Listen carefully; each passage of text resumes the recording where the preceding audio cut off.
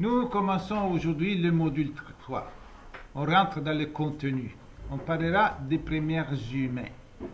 Ce n'est pas l'histoire encore, c'est la préhistoire humaine. Dans ce module, nous allons réfléchir sur ce qui est spécifique des humains, les caractéristiques des humains. D'accord? C'est un cours qui va durer, c'est un module qui va durer 2 chapitres, donc 2 cours. Et à la fin de chaque module, comme à chaque module, il faudra faire la ligne du temps. Ici, on aura 2 lignes du temps qu'on fera ensemble au tableau, parce que c'est la première fois. Et vous la transférerez. Vous allez la recopier dans votre cahier.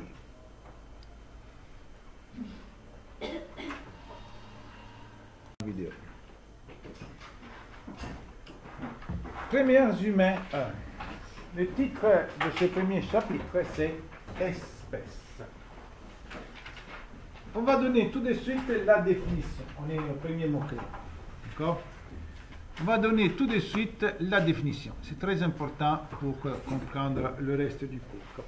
Espèce. Je vais la dicter. C'est la seule chose que j'ai dit. Le reste, c'est à vous de prendre en note à vous. Quand vous l'étudierez en sciences, ce qu'est une espèce, il va y avoir beaucoup plus de nuances. Moi, je dis l'essentiel ici. Espèce, c'est un ensemble d'individus, vivants ou fossiles, donc des animaux, des humains qui existent aujourd'hui ou dans le passé, d'accord? L'ensemble d'individus vivants ou fossiles, semblables par leur génotype, d'accord? Semblable, on va dire semblable, on l'espère génotype. Un ensemble d'individus semblables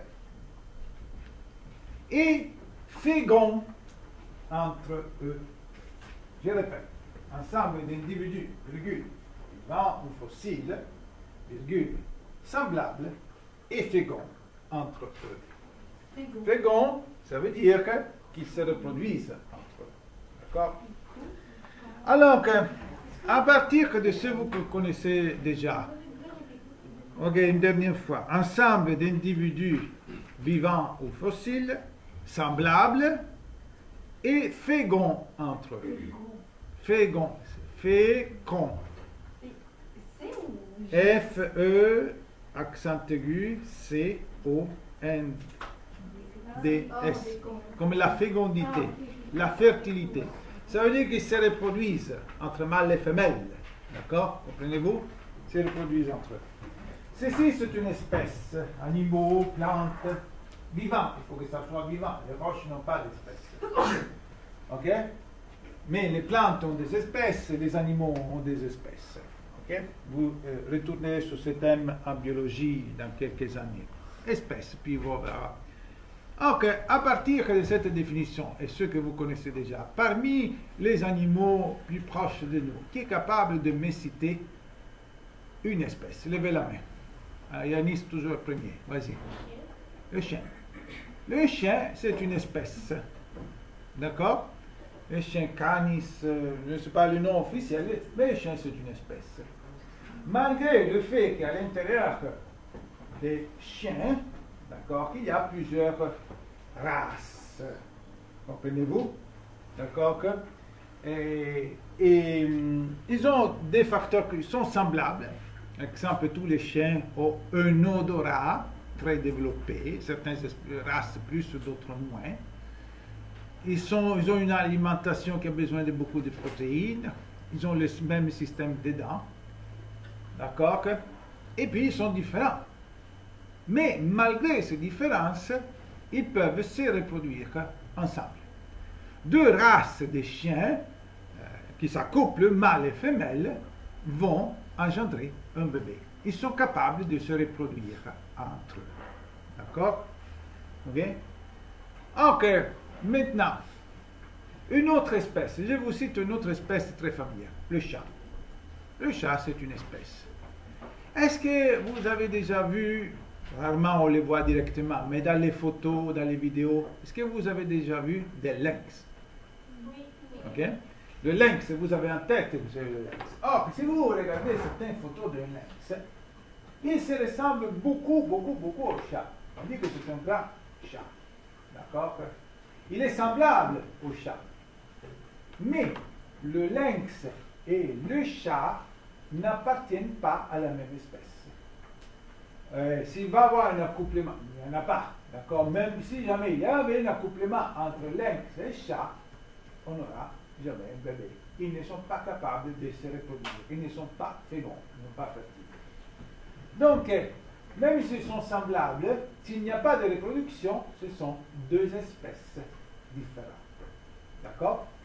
Dans quelques rares cas, deux espèces différentes sont capables d'engendrer des hybrides.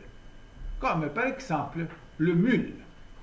L'âne et le cheval, d'accord, si vont s'accoupler ensemble, vont engendrer un mule. Mais le mule, lui, qu'on appelle hybride, lui, il est stérile. Ça s'arrête là. Ça ne continue pas. Puis, si on regarde la biologie, on va voir qu'il y a d'autres cas un peu plus complexes. Mais, en gros, c'est comme ça. Une espèce, c'est un ensemble d'individus, animal ou végétal, qui avec des caractéristiques communes, semblables, et qui se reproduisent ensemble. Yanis. Est-ce que le chien et le loup, c'est déjà les gens? Le? Est-ce qu'il y a des chiens et des loups aussi qui sont mélangés? Oui. Oui, là, c'est pas tellement clair s'ils sont deux espèces ou une seule espèce. Oui, c'est un des cas où il peut y avoir que de l'hybridation. Mais entre le lynx et le chat, par exemple, ou le cheval et le zèbre, non. Comprenez-vous? D'autres questions? Bon. Alors, on passe au mot-clé suivant. Et pourquoi j'ai voulu clarifier ce qu'est une espèce? Parce que quand aujourd'hui on dit l'homme, par homme je veux dire que les hommes et les femmes, quand aujourd'hui on dit les humains c'est une espèce. D'accord? Et l'espèce la plus proche de nôtre, je ne sais pas si c'est le gorille ou le chimpanzé, est très loin de nous. D'accord?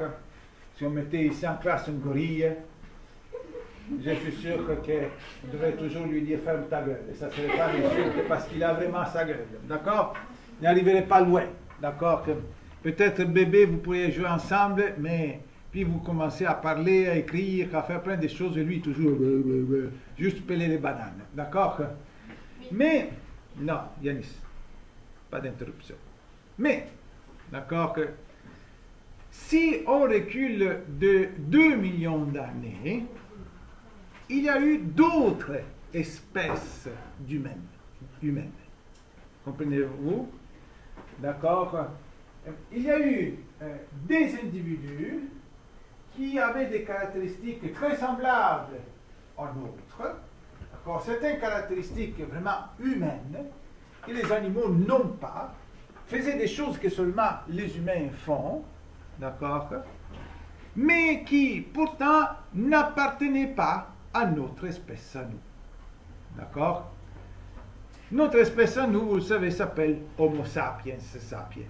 Mais il n'y a pas d'autres humains. Les derniers humains qui ont existé, les dernières traces, ça date de 40 000 ans. Puis il n'y a plus. Depuis 40 000 ans, il n'y a plus d'autres êtres humains. D'accord? Mais dans le passé, dans cet espace de temps, et ça sera notre ligne du temps, des 2 millions d'années, d'aujourd'hui, on va en arrière, 2 millions d'années, plusieurs espèces d'humains ont habité notre planète. D'accord? Plusieurs espèces d'humains. On ne sait pas dire combien. D'accord? Nous, on va dire les plus importantes. L'ensemble, le groupe, on n'a jamais de certitude. Les traces qu'on a ne sont pas assez pour dire que ces deux individus appartenaient à la même espèce ou c'était des races différentes, ou etc. D'accord? Mais une chose est sûre, notre planète a été habitée par plusieurs espèces d'humains qu'aujourd'hui n'existe plus. Avant de parler de ces humains, on va parler de ceux qui ont laissé des traces, des squelettes, des objets qu'ils utilisaient avant les humains. Des espèces qui se ressemblaient un peu aux humains, mais qui n'avaient pas les caractéristiques typiques des humains. On parle des hominiens. Les hominiens se ressemblent un peu aux humains, mais ils ne sont pas des humains. Les hominiens, ici la paléontologie est très complexe. Moi j'indique les choses les plus importantes à retenir. Il y a 6 millions d'années, 6M, ça veut dire que 6 millions d'années, sont apparus des êtres qui ressemblent beaucoup aux singes qu'on a aujourd'hui. Ce n'est pas les mêmes espèces de singes aujourd'hui, qu'on appelle les primates. Les primates.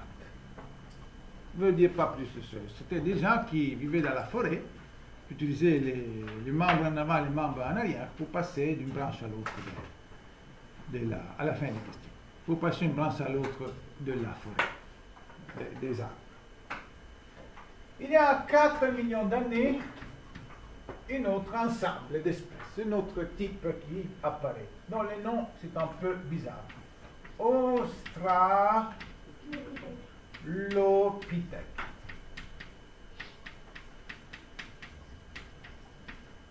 L'Australopithèque ou les Australopithèques, un ensemble d'espèces, on ne sait pas exactement.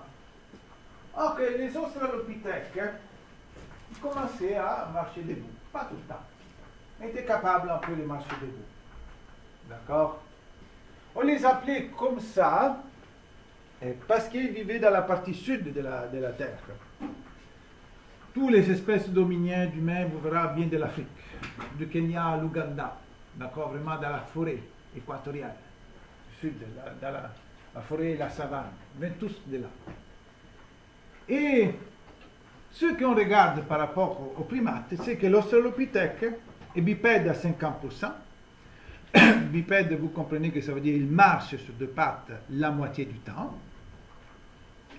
Il a un cerveau un peu plus grand que les primates. Et ils utilisent des objets en nature pour obtenir de la nourriture. Par exemple, des bâtons, des branches tombées pour battre les branches des arbres pour que les fruits tombent.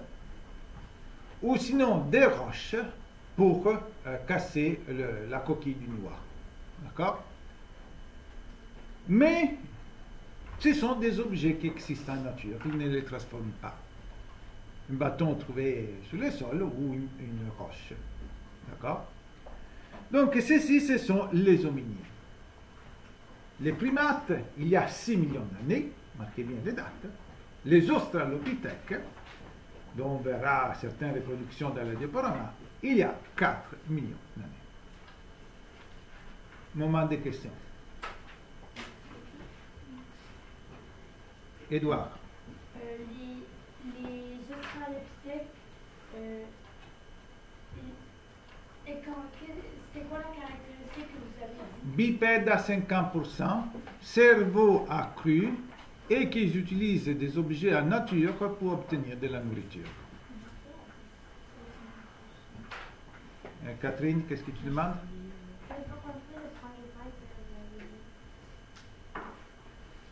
On est au point 2 là. Non, des Australopithèques Bipède à 50%. Alors, Là, les humains en questions, constat. hein. Est-ce que je peux, dans la partie espèces, vous avez dit qu'il n'y avait pas assez de preuves pour vraiment différencier les espèces dans la préhistoire. Oui. Et après, vous avez dit quelque chose d'autre. Je m'en souviens plus. Là, dans les humains en 3 stades, les primates. Maintenant, on parle des humains. Cela, c'était les hominiens. On les appelle hominiens même sur les termes. Celui-là aussi, c'est un peu approximatif. Maintenant, on parle des humains. Ok. Là, on va à une date toujours approximative, mais qui nous situe dans le temps, 2 millions d'années. D'accord? À partir d'il y a 2 millions d'années, ok, on a une espèce très similaire aux australopithèques, où les individus étaient au de même, je peux dire 1,50 m, un peu plus, un peu moins, d'accord? Bipèdes à 50%, un peu comme les gorilles et les chimpanzés aujourd'hui qui marchent à 4 pattes puis se lèvent, ils sont capables aussi de marcher. Non, un peu plus que ça, un peu plus avancé que les gorilles. Donc, cette espèce-là, on l'appelle Homo, qui veut dire homme, utilise les termes en latin, habilis. Alors que toutes les autres espèces avant, on les appelle hominiens, hominidés. Ceux-là, on l'appelle homme. Homme habile. Et pourtant, il ressemblait beaucoup plus aux australopithèques qu'à nous. Mais pourquoi cette espèce-là, d'il y a 2 millions, on l'appelle homme? Parce qu'il a laissé une trace qu'il est capable de faire une chose que seulement les humains font. Le feu. Non, ce n'est pas le feu. Qui veut essayer de deviner? Raphaël. Je pense que c'est lui qui a fait les premiers outils vraiment à place de juste Oui. le bâton pour faire. Il a créé le premier outil. Il a fabriqué le premier outil. Et pour ceci, on l'appelle habile. Les australopithèques utilisaient les roches, mais ne les transformaient pas. Lui, l'homo habilis, il est capable de travailler, transformer la roche, et donc il fait un outil. Quel était cet outil tellement important pour les paléologues, etc., qui a fait en sorte que ceci soit considéré un homme? Oh, cet outil-là, d'accord, c'était un couteau. Un couteau. Le premier outil que l'humanité a inventé, c'est un couteau. Et jusqu'à nos jours, dans les tiroirs de la cuisine, nous avons des couteaux. Et il faut faire attention à ne pas se couper. D'accord?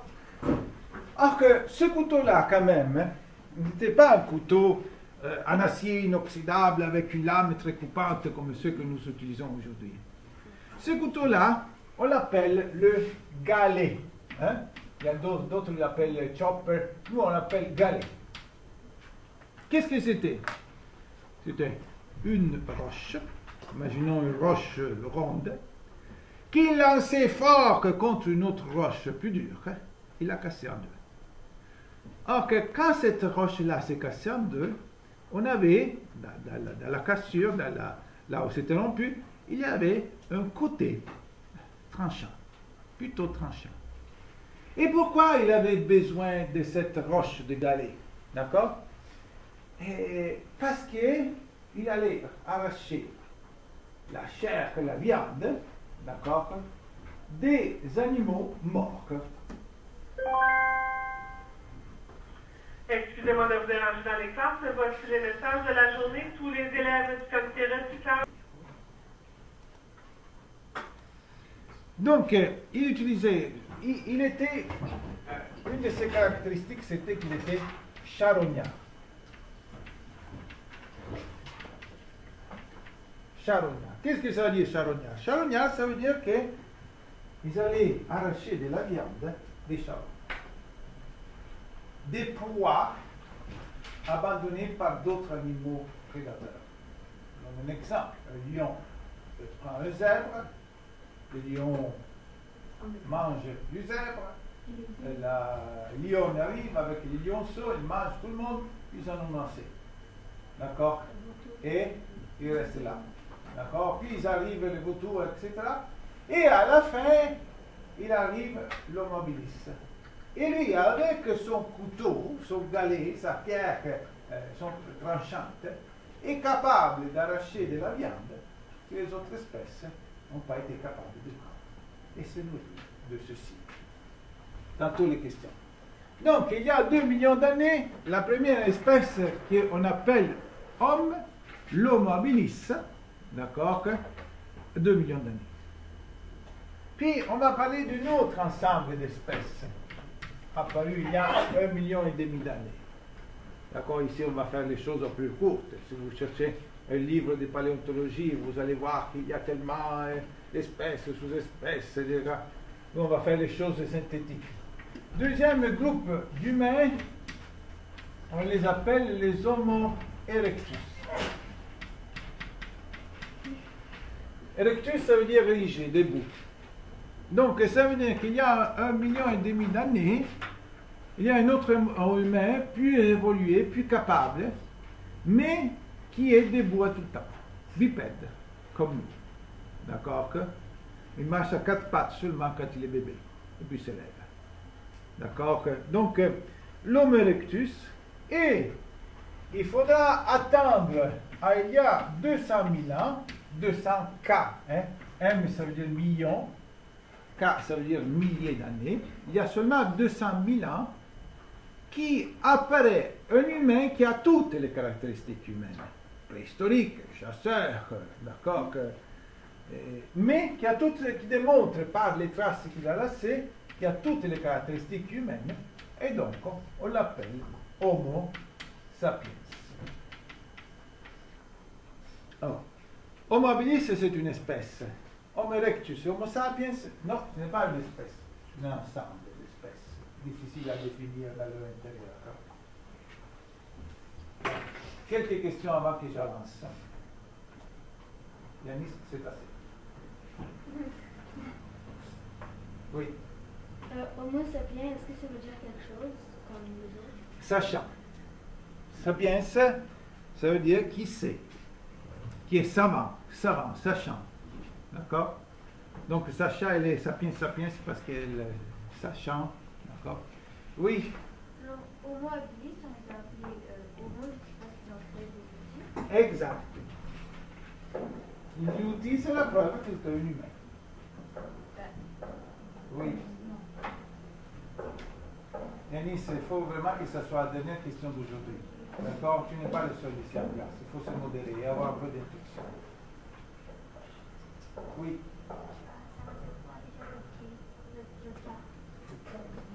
Ça veut dire 100 000 ans. Non, ça veut dire milliers d'années. D'accord? Comme kilogramme. Ok? Oui. C'est pas déjà l'Homo erectus? L'Homo erectus, c'est un ensemble d'espèces qui sont apparues il y a 1,5 million d'années, d'accord, qui sont disparus avec les Homo sapiens, qui étaient complètement debout. À 100%, ils marchaient sur deux pattes, deux pieds.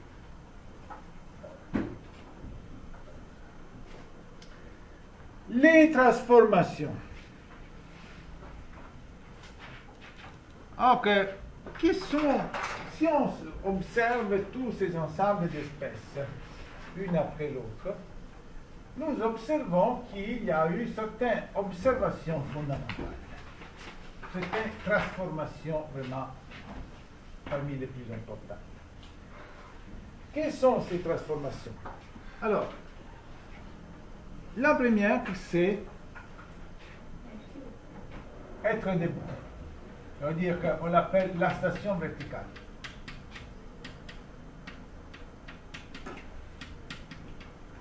Plus on avance dans le temps, des primates aux hominiens, à l'Homo habilis jusqu'à l'Homo erectus, on voit que ces espèces-là ont un corps, une configuration des os qui nous démontre qu'il était de plus en plus capable de marcher sur deux pattes, d'être debout. D'accord? Une autre grande transformation, c'est la mâchoire et les dents.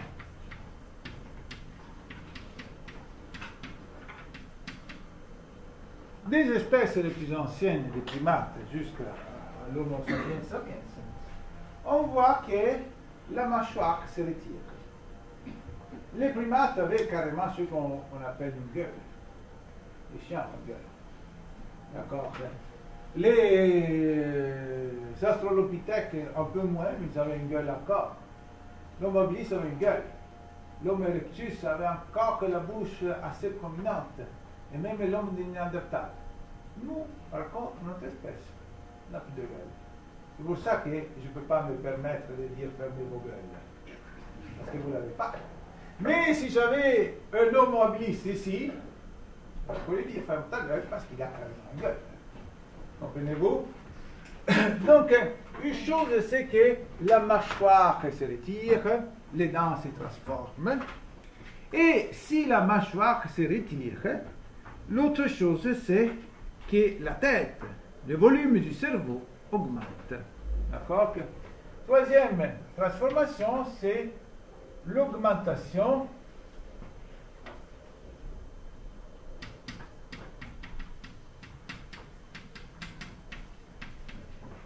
du volume du cerveau. D'accord? Ok. Est-ce qu'il y a une tête plus grande, ça veut dire plus d'intelligence? Oui et non. C'est un peu comme les ordinateurs. D'accord? Certains ordinateurs sont grands et ont beaucoup de mémoire et des mémoires vives, et d'autres sont plus petits et en ont autant. Ok? Question sur ce point, transformation. Et Raphaël. Juste d'habitude, c'est pas tout le temps quand on a une curiosité. Je n'ai rien compris, plus fort s'il te plaît. Parce que comme quand on a une curiosité, c'est pas nécessairement plus intelligent. C'est comme, exemple, les dinosaures. Ils étaient stupides comme des petits pois. Ok, mais c'est une donnée que la capacité crânique a augmenté. D'accord? Une espèce après l'autre. Avant-dernier point.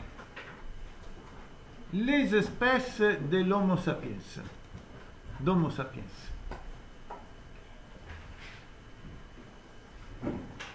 Donc, Homo sapiens, là aussi, c'est un ensemble d'espèces. Et en fait, les paléontologues, ceux qui étudient cette partie de la préhistoire, la paléontologie humaine, ne s'accordent pas pour dire quand est-ce que vraiment notre espèce a eu origine. Nous savons qu'il y a 200 000 ans, il y avait des Homo sapiens qui étaient habillés, qui allaient à la chasse, qui avaient une organisation sociale, un petit groupe, qui avait plein d'outils, qui soignaient leur esthétique, qui avaient des dimensions religieuses, qui enterraient les morts, d'accord? Il y avait de la technologie. C'était des Homo sapiens, toutes les caractéristiques humaines. D'accord? Mais, est-ce que c'était notre espèce ou quelqu'un qui nous rassemblait? On n'est pas sûr. On est sûr que notre espèce existe si on date, remonte il y a 100 000 ans. D'accord? Et puis les autres, c'était notre espèce, d'autres espèces, on ne sait pas. Mais on connaît bien une autre espèce qui avait toutes les caractéristiques humaines, qu'on peut mettre entre les Homo sapiens, même s'il n'y a pas un consensus général entre les paléontologues. Et ce sont les Néandertaliens. Donc, les Homo sapiens, on peut dire qu'il en existe deux connus.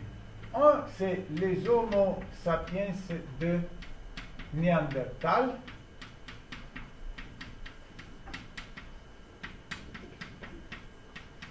Et l'autre, c'est l'Homo sapiens, sapiens de foie. Et ceci, c'est de cette espèce-là, Homo sapiens, sapiens de foie. J'ai une trentaine d'individus devant moi, à ce moment, qui me regardent et qui m'écoutent. D'accord? C'est notre espèce. Or, je répète, on connaît deux catégories d'humains qui ont toutes les caractéristiques. Un, c'est le Néandertalien, et l'autre, c'est l'Homo sapiens sapiens. Or, on va dire quelque chose sur ce Néandertalien. D'accord? Qui c'est le dernier humain qui nous a laissé des traces. Le dernier humain autre qui nous a laissé des traces. Les Néandertaliens, on les trouve surtout en Europe. Tous les humains sont sortis de l'Afrique, à plusieurs vagues. D'accord? Puis, le Néandertalien, les traces qu'il a laissées, ses ossements, ses outils, ses enterrements, on les retrouve surtout en Europe. Dans une période de temps qui va d'il y a 100 000 ans, 100 cas, jusqu'à 30 000 ans. Plus ou moins il y a 30 000 ans, on trouve les dernières traces de cet Européen qui est un autre humain différent de nous. En Europe.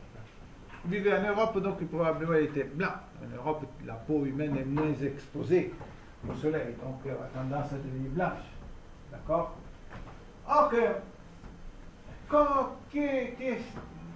Si aujourd'hui on rencontrait dans la rue un néandertalien, quelqu'un vivant de cette espèce, habillé, si on ne le regarde pas bien, probablement on le remarquerait même pas.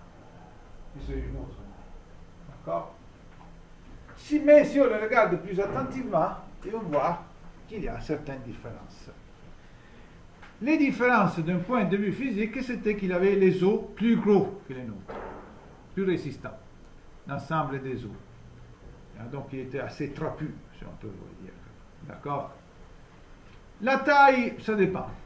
Comme chez notre espèce, il y en a de plus grands et de plus petits, là aussi la taille, mais c'était quand même assez grand, 1,80 m, certains. D'accord? Et dans le visage, deux choses attirent notre attention. La première, ce sont des arcades sourcilières.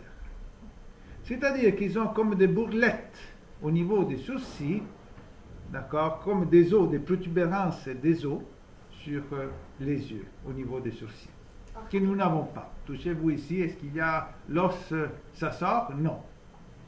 D'accord? L'os, à un moment donné, s'interrompt pour l'œil, la cavité de l'œil. Les Néandertaliens, comme les autres espèces humaines qui nous ont précédés, avaient l'arcade sourcilière. Et une autre chose, c'est le menton. Le menton des Néandertaliens ne sort pas vers l'extérieur. Touchez-vous le menton et vous voyez que c'est comme une sorte de pointe qui sort vers l'extérieur. D'accord? Les Néandertaliens n'avaient pas le menton sortant. Ça allait en arrière. D'accord? Est-ce qu'ils parlaient? Probablement, oui.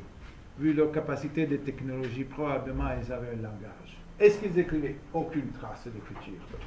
Est-ce qu'ils faisaient des outils? Oui. Est-ce qu'ils avaient des lances? Oui. Est-ce qu'ils ils étaient habillés? Oui. Est-ce qu'ils enterraient leurs morts? Oui. D'accord? Donc, toutes les caractéristiques humaines que quand on va citer. Or que l'Homo sapiens sapiens arrive en Europe il y a 40 000 ans. Le Néandertalien disparaît il y a 30 000 ans. Ces dates-là, qu'est-ce qu'ils nous indiquent? Qu'il y a la guerre. Oui. Qu'en 10 000 ans, il y avait les deux. Oui. Les deux. Pendant 10 000 ans, il y avait les deux en Europe. Pendant 10 000 ans, les deux espèces se sont côtoyées. On n'a aucune trace dans la mémoire écrite ou dans d'autres sortes. Seulement les fossiles nous disent. D'accord? Pendant 10 000 ans en Europe, notre espèce a côtoyé un autre type d'humain. Comment ont été leurs relations? Difficile à dire. Les traces sont tellement petites. Mais on peut savoir, par exemple, qu'ils s'échangeaient des outils. Ils avaient un commerce. D'autres se demandent, mais est-ce qu'il y avait des cas d'hybridation? Il y avait un moment, quand j'étudiais ceci, d'accord, qui disait non. Certains aujourd'hui disent oui. D'accord? Mais c'est encore du chemin à faire, à découvrir. Ok? Donc, et puis, à un moment donné, les Néandertaliens ont disparu. Pourquoi ils ont disparu? Non, c'est pas que nos ancêtres, ils ont tous tués. D'accord? Probablement, il y a eu des batailles comme partout, mais entre les humains de la même espèce, il y a eu des guerres qui sont perdues. D'accord? Mais ça n'a pas été un massacre. C'était une appropriation des ressources. D'accord? Nous, on voit, en observant les traces, que quand l'Homo sapiens sapiens arrive, on l'appelle aussi le Cro-Magnon, c'est quand ces deux espèces-là se côtoient, ceux-là on les appelle les Néandertaliens. Ici on les appelle les Cro-Magnons. Ce sont nos ancêtres qui se sont côtoyés avec les Néandertaliens. Quand les Cro-Magnons arrivent, ils s'installent dans les terres les plus belles, les vallées plus fertiles, où le climat c'est plus bon, où la terre produit plus, où on trouve plus de fruits, plus de gibier pour la chasse. Et le Néandertalien, lui, il se retire. Il va de plus en plus dans des terres moins fertile, de plus en plus à la montagne, il a de moins en moins de ressources, et ceci l'amènera à l'extinction. L'extinction. Il n'existe plus. Question.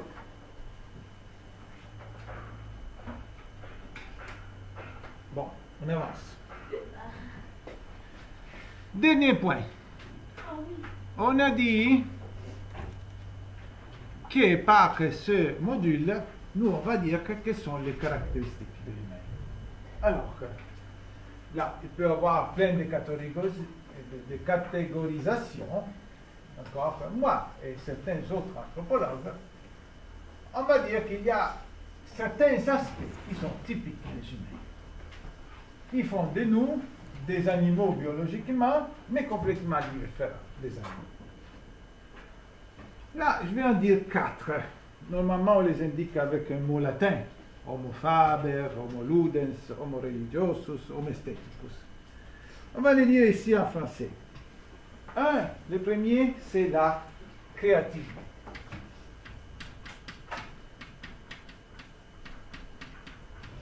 L'humain est capable de formes très avancées de créativité, de transformer les choses.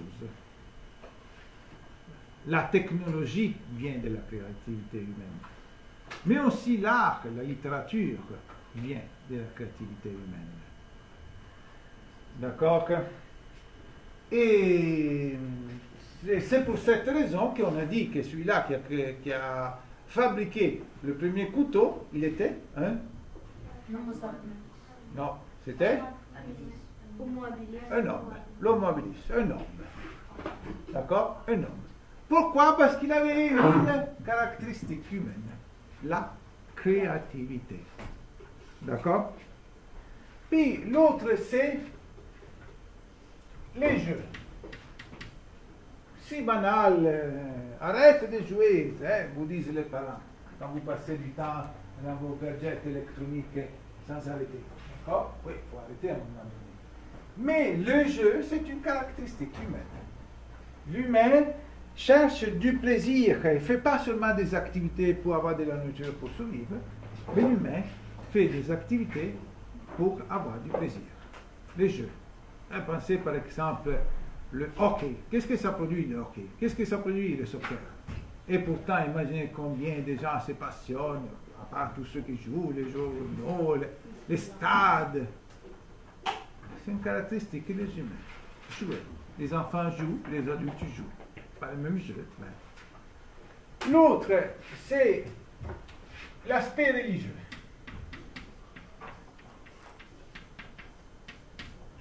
Partout, l'être humain a laissé des traces d'une spiritualité.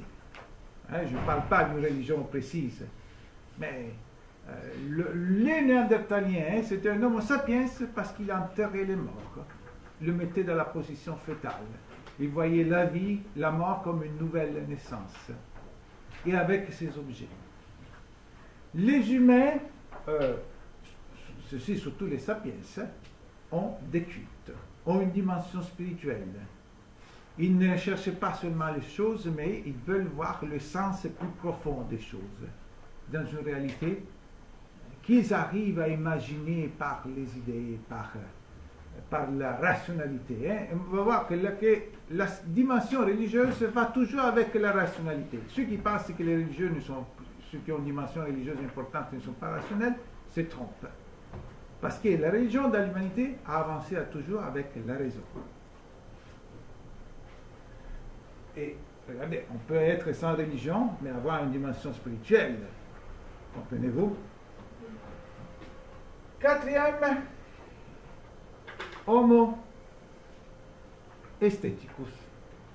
L'esthétique, on va dire la beauté. Le sens de la beauté. D'accord? L'homo sapiens fait des choses pour mieux paraître.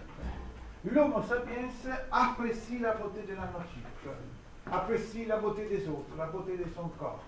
Il veut reproduire quelque chose qui est beau. Aime être apprécié pour sa beauté et apprécier la beauté qui est à l'extérieur. Le sens de la beauté. D'accord. C'est vrai que vous passez 1 minute par jour pour voir, devant le miroir pour voir si vous êtes beau. 5 minutes pour voir si vous êtes belle. D'accord. Alors, Yanis, on a du temps pour ta dernière question. Une question. Est-ce que vous pouvez répéter l'état de la beauté? De la beauté, j'ai pas noté. L'être humain a le sens de la beauté, le sens esthétique. Édouard. Là, on retourne au numéro espèce d'Homo sapiens. Oui. Dans Homo sapiens néandertal. Oui. Le deuxième, vous avez dit quoi avec le zo ici? Les Néandertaliens ont une arcade sourcilière. C'est-à-dire, au niveau des sourcils, ils ont l'os qui sort, et qui fait une petite arc, là, qui suit. D'accord? C'est tout. Pour aujourd'hui.